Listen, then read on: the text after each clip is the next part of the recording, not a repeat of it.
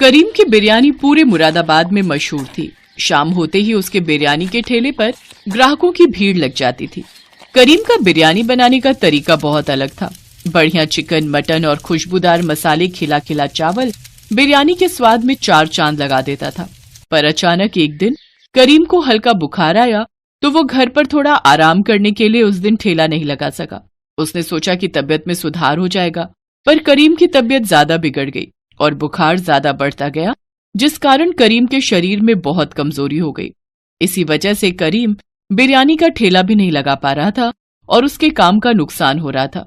ये लो तुम्हारी दवाई, डॉक्टर साहब ने बोला है बिल्कुल भी काम पर नहीं जाना, अभी तुम कुछ दिन और आराम करो। नहीं रुखसाना, मेरा पहले ही काम बहुत खराब हो गया। कितने दिन से मैंने ठेला नहीं लगाया और तुम्हें तो पता है घर का किराया सर पर आ रहा है, बिजली पानी सबका किराया भी तो देना है। काम नहीं करूंगा तो पैसे कहाँ से आएंगे? चिंता मत करो, अब मैं ठीक हूँ, बस थोड़ी कमजोरी है। कल सुबह ठेला लगाने की तैयारी करता हूँ। एक काम करती हूँ, मैं भी तुम्हारे साथ जल्दी उठ जाऊंगी, दोनों मिलकर तैयारी कर लेंगे। ठीक है, फिर सुबह मुझे जल्दी उठा देना। और करीम मियाँ, किराया कब दे रहे हो? मैंने सोचा तुम तो आओगे नहीं तो खुद ही आ जाऊं। अकरम भाईजान, बस कुछ दिनों से तबीयत खराब चल रही है, इसलिए काम भी बंद पड़ा है। कुछ दिन कमाई करके फिर मैं जल्दी ही किराया देने की कोशिश करूंगा। नहीं नहीं, अब एक भी दिन ऊपर नहीं करना, कल तक मेरा किराया मुझे दे दो। वैसे भी मेरे साले की शादी है, मैं कुछ दिनों के लिए परिवार के साथ शादी में जा रहा हूँ, उसके बाद बहुत देर हो जाएगी। शादी के लिए खरीदारी भी तो करनी है, तू कुछ भी करके कल तक पैसों का इंतजाम कर ले, मैं कल फिर आऊंगा। अकरम धमकी देकर चला जाता है। करीम बिरयानी का ठेला लेकर बाजार पहुंचता है, पर अब उसी जगह पर किसी दूसरे आदमी ने बिरयानी का ठेला लगाना शुरू कर दिया। उसके सारे ग्राहक भी उसी ठेले पर बिरयानी खाने लगे, क्योंकि वो बिरयानी वाला करीम से कम दाम में बिरयानी खिला रहा था। इस कारण करीम की बिक्री बहुत कम हुई। करीम परेशान हो गया, क्योंकि अगले दिन अकरम फिर से किराया लेने आ गया। देख करीम, तू मेरा किराया नहीं चुका सका, अब ये ठेला, बर्तन और घर का सामान मैं कबाड़ में बेचकर अपना किराया पूरा करूंगा। चलो लड़को, जल्दी जल्दी सारा सामान उठाओ और ले चलो। अकरम भाई, ऐसा ना करो, मेरे छोटे छोटे बच्चों को लेकर मैं कहाँ जाऊंगा? रात होने को है अकरम भाईजान, सुनो, अल्लाह के लिए मुझ पर रहम करो अकरम भाई। अकरम ने करीम की एक नहीं सुनी, वो उसका सारा सामान उठाकर ले गया। करीम की आंखें आंसुओं से भर गई। उसने अपने बेटे को गोद में लिया और पत्नी और बेटी के साथ घर से बाहर निकल आया। सुनिए, शाम होने को है, अब हम कहाँ जाएंगे? कोई ठिकाना भी तो नहीं है।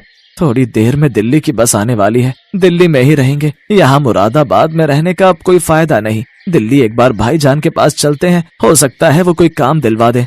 करीम अपनी पत्नी और बच्चों को लेकर मुरादाबाद बस अड्डे से दिल्ली की बस में बैठ गया और दिल्ली अपने बड़े भाई रहमान के घर पहुंचा। पर रहमान की पत्नी सलमा ने उन्हें वहां रहने के लिए साफ मना कर दिया। देखिए जी, मैं इन्हें यहाँ रहने के लिए इजाजत नहीं दे सकती। आप तो जानते ही हैं दिल्ली शहर में खर्चे कितने हैं। हम ही बड़ी मुश्किल से 2 वक्त की रोटी जुटा पाते हैं। अब इन दोनों का साथ में बच्चों का खर्चा उठाना हमारे लिए बहुत ही मुश्किल है। आप बुरा मत मानो करीम भाईजान, आपको कहीं और रहने का इंतजाम करना पड़ेगा।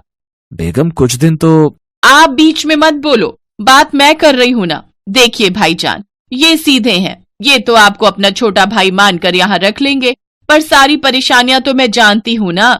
छोटी छोटी चीजों के लिए कितनी मुश्किलें आती हैं। रुखसाना, तुम्हारे भी तो मायके वाले रामपुर में है ना, उनके पास क्यों नहीं चली जाती हो? भाभी जान, आप तो जानती हो मेरे मायके में भाभी बची हैं, वो भी बड़ी मुश्किल से मजदूरी करके अपने मायके में रहकर बच्चों को पाल रही हैं। अम्मी, अब्बू, भाईजान सभी दुनिया से चले गए। कहते कहते रुखसाना रो पड़ी। कुछ भी हो, अब यहाँ आप लोगों के लिए कोई जगह नहीं है, माफ करना। करीम क्या ही करता, वो अपने परिवार को लेकर अपने भाई के घर से बाहर आ गया। सड़क पर भूखे प्यासे वो ऐसे ही घूमते रहे, ना कोई रुकने की जगह, ना कुछ खाने पीने का इंतजाम। करीम के पास जो भी पैसे थे सारे खत्म हो चुके थे।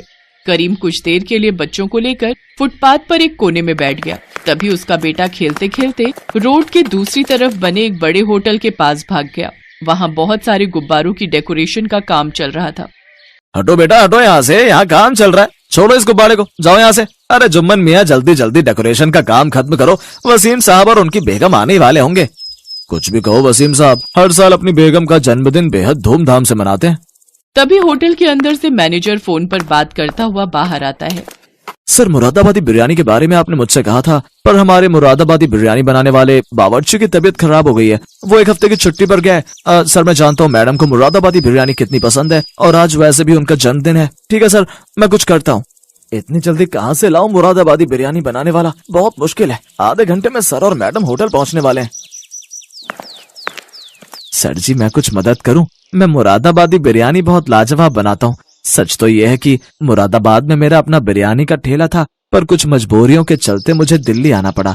आप मेरे से बिरयानी बनवा कर देख सकते हैं। मुझे भी काम मिल जाएगा और आपका भी काम हो जाएगा। मेरा नाम करीम है। बच्चा खेलते खेलते यहाँ आ गया था, मैं उसे बुलाने आया, तभी आपकी बातें सुनी और मुझे लगा कि आप बड़ी परेशानी में हैं। अच्छा, तो तुम मुरादाबाद के रहने वाले हो? ठीक है, अगर तुम मुरादाबादी बिरयानी लजीज बना सकते हो तो हमें कोई हर्ज नहीं है। और मैं तुम्हें होटल की रसोई दिखा देता हूँ। ठीक है साहब, मैं अपनी बेगम को बोल देता हूँ, फिर आपके साथ चलता हूँ। करीम रुखसाना को बोलकर मैनेजर के साथ होटल के अंदर चला जाता है। होटल की रसोई में जाकर करीम बिरयानी बनाना शुरू करता है। आसपास खड़े बहुत से बावर्ची उसे मुरादाबादी बिरयानी बनाते हुए देख रहे थे। करीम के लिए तो बिरयानी बनाना बहुत ही आसान था। वो झटपट बहुत ही बढ़िया, लजीज, खुशबूदार बिरयानी बनाकर तैयार कर देता है। मैनेजर उस बिरयानी को जब टेस्ट करता है तो वो हैरान रह जाता है। सचमुच करीम के हाथों की बिरयानी बहुत ही स्वादिष्ट थी। क्या बात है करीम मियां, तुमने तो बिरयानी बहुत ही बढ़िया बनाई है। मुझे लगता है सर और मैडम को तुम्हारी बनाई हुई मुरादाबादी बिरयानी बहुत पसंद आएगी। तुमने तो मेरी सारी परेशानी दूर कर दी। शुक्रिया साहब। करीम बिरयानी बनाकर होटल के बाहर आ जाता है और वहीं अपनी बेगम और बच्चों के साथ बैठ जाता है। होटल के अंदर से जन्मदिन की पार्टी की आवाजें आ रही थी। करीम बाहर ही इंतजार कर रहा था कि कब उसे मैनेजर बताएगा कि उसके हाथों की बिरयानी सबको कैसे लगी।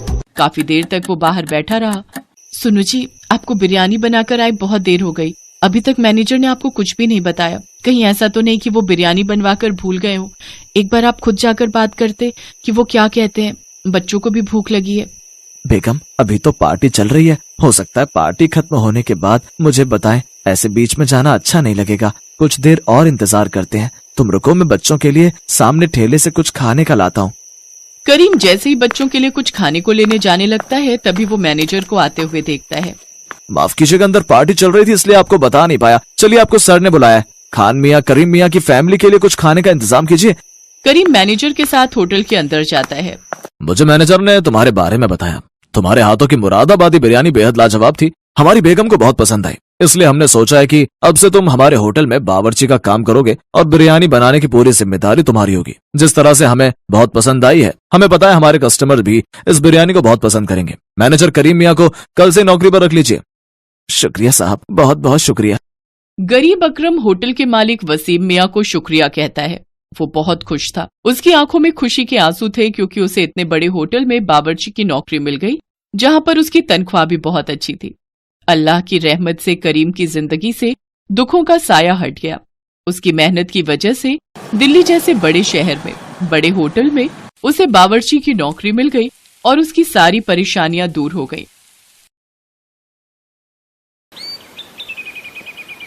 सुरेश एक चाउमीन के ठेले पर काम करता था, पर उस ठेले का मालिक सोहनलाल बहुत ही खड़ूस स्वभाव का था। सुरेश जितना मर्जी अच्छा काम कर ले, पर फिर भी उसका मालिक कभी भी उससे खुश नहीं होता था। सुरेश रोजाना सुबह 9 बजे काम पर निकल जाता था और रात को 11 बजे घर आता था। इतनी मेहनत करने के बाद भी उसका मालिक हमेशा उसे किसी न किसी बात के लिए सुनाता रहता था। क्या बात है सुरेश, इतनी देर से ग्राहक खड़े हैं और तेरे से अभी तक एक चाउमीन नहीं बनी? ऐसे काम नहीं होगा, तू तो मेरा नुकसान करवा देगा। मालिक, वो मैंने आपको कल कुछ सामान लिखवाया था, वो कम है, इसीलिए देर हो रही है। कहाँ रखा है सामान? आप दे दो, मैं जल्दी से बना दूंगा। तूने मुझे कब लिखवाया था सामान? मैंने तो कोई सामान नहीं लिखा। झूठ मत बोल, अगर तू लिखवाता तो मैं लेता हुआ आता। अरे भैया, क्या बात है, चाउमीन देनी है या हम जाएं? अरे नहीं नहीं, अभी बन जाएगी चाउमीन है, बस थोड़ी देर में मैं सामान मंगवा लेता हूँ। इतना टाइम नहीं है हमारे पास, रहने दो, हम कहीं और से खा लेंगे। हम तो तुम्हारा नाम सुनकर आए थे कि तुम्हारे ठेले की तवा चाउमीन बहुत बढ़िया बनती है। चलो भाई चलो, यहाँ रुकना बेकार है, यहाँ तो सामान ही नहीं है, चाउमीन क्या खाएंगे है। ग्राहक वहाँ से खाली ही लौट गए। सुरेश के मालिक ने सारा गुस्सा सुरेश पर निकाल दिया और गुस्से में सुरेश को चाटा लगा दिया। तेरी वजह से आज मेरे ग्राहक खाली लौट गए। मालिक, आप मेरे ऊपर हाथ मत उठाओ, वरना। क्या करेगा तू है, क्या करेगा तू बता? गरीब भिखारी, मेरे टुकड़ों पर पलने वाला, मेरे को आंखें दिखा रहा है। अरे तू नौकर है, मेरा नौकर। मैं चाहे तुझे मारूं या फिर तेरे साथ कुछ भी करूं, तुझे सब कुछ सहन करना पड़ेगा। मालिक, मुझे आपके पास नौकरी नहीं करनी, आप मेरा हिसाब कर दो, मैं नौकरी छोड़ रहा हूँ। क्या कहा? नौकरी छोड़ रहा है? अब इतनी जल्दी मैं दूसरा नौकर कहाँ से लाऊंगा? 1 रुपया भी नहीं मिलेगा। करना है तो कर, वरना बिना पगार लिए ही यहाँ से निकल जा। मालिक, आपने पिछले 2 महीने से मेरे पैसे नहीं दिए हैं। ये तो गलत बात है। मुझे जब आपके यहाँ नौकरी करनी नहीं तो आप मेरे पिछले पैसे दे दो ना। तेरे पास क्या सबूत है कि मैंने तुझे 2 महीने के पैसे नहीं दिए? जा कर ले जो करना है, मैं तुझे पैसे नहीं दूंगा। सुरेश बिना पगार लिए ही घर लौट आता है। तुम्हारे पैसे मार लिए, तुम्हारे ऊपर हाथ भी उठा दिया। अरे वो कैसा इंसान है। चलो तुम और मैं अभी चलते हैं। कैसे नहीं देगा वो पैसे? अरे पार्वती, वो इंसान ठीक नहीं है। उसके मुंह ना ही लगो तो सही रहेगा। छोड़ो, जाने दो। पर ये तो बहुत नुकसान हो गया ना। तुम्हारे हाथ में कोई काम भी नहीं है, घर का गुजारा कैसे होगा? पार्वती, मेरे हाथों में हुनर है जिसकी वजह से मैं अपना खुद का काम शुरू कर सकता हूँ। बस मुझे थोड़े पैसों की जरूरत होगी और मैं थोड़े पैसे कमाकर फिर से ये काम शुरू कर दूंगा। सुरेश ने थोड़ी मजदूरी करनी शुरू कर दी ताकि वो पैसे कमाकर तवा चाउमीन का ठेला लगा सके। पर एक दिन, अरे पार्वती भाभी, अरे जल्दी चलो। अरे सुरेश भैया बिल्डिंग की सीढ़ियों से गिर गए हैं। उन्हें बहुत चोट आई है। क्या चोट आ गई? कहाँ है भैया? बिल्डिंग के मालिक ने पड़ोस के अस्पताल में भेजा है। सुरेश भैया के सिर पर गहरी चोट आई है। पार्वती दौड़ती हुई अस्पताल जाती है। सुरेश इस दुर्घटना में अपनी आंखों की रोशनी खो देता है। एक के बाद एक परेशानियां सुरेश के परिवार को घेर लेती हैं। सोच रहा था थोड़े पैसे कमाकर तवा चाउमीन का ठेला लगा लूंगा, पर यह मुसीबत आ गई। अब तो मैं देख भी नहीं सकता। मोहताज हो गई है जिंदगी मेरी पार्वती। मैंने ऐसा कभी नहीं सोचा था। ऐसा न कहो। जिंदगी में अगर परेशानी आई है तो उनसे निकलने का हल भी हम मिलकर ढूंढेंगे। आप ठेला नहीं लगा सके तो क्या हुआ, मैं तवा चाउमीन का ठेला लगाऊंगी। बस आप मुझे तरीका बताते जाना, मैं उसी तरीके से बनाने की पूरी कोशिश करूंगी। मैं भी आपकी मदद करूंगी मम्मी। मैं भी आपकी मदद करूंगा मम्मी। ठीक है मेरे प्यारे बच्चों, तुम सब तो मेरी हिम्मत हो। पार्वती उधार पर चाउमीन बनाने का सामान और ठेला ले लेती है। सुरेश उसे बोल बोल कर तवा चाउमीन बनाना सिखाने लगा। जब पार्वती बाजार में तवा चाउमीन का ठेला लगाती तो सुरेश और बच्चे भी उसके साथ ही रहते। पार्वती धीरे धीरे बहुत ही बढ़िया तवा चाउमीन बनाना सीख गई। ग्राहक भी पार्वती के ठेले पर आते तो तवा चाउमीन की बहुत तारीफ करते।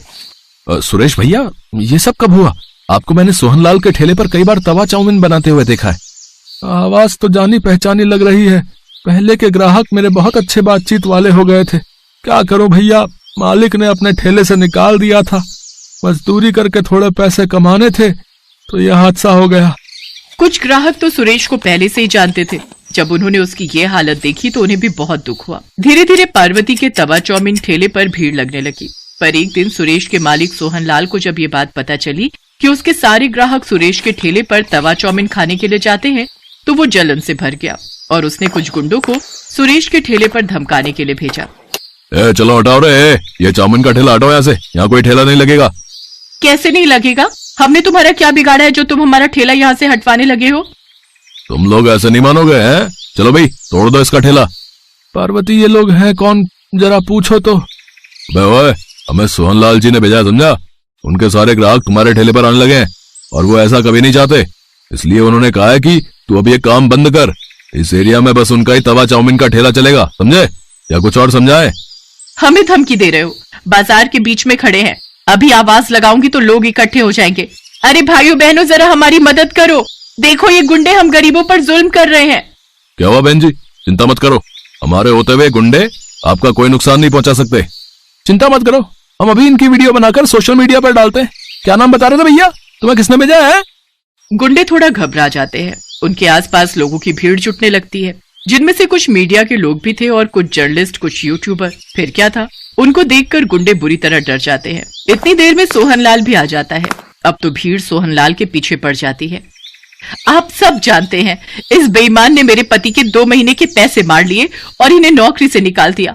आज मेरे पति की हालत इसी की वजह से है। सीधी तरह से इन गरीबों के पैसे लौटा दो, वरना तुम्हारा ये हाल होगा कि तुम सोच भी नहीं सकते। मैं एक न्यूज रिपोर्टर हूँ, भले ही आज मैं ड्यूटी पर नहीं हूँ, पर अपना फर्ज भली भांति जानती हूँ। सीधी तरह देते हो या तुम्हारे खिलाफ खबर छापूं? नहीं, मैं पैसे देता हूँ।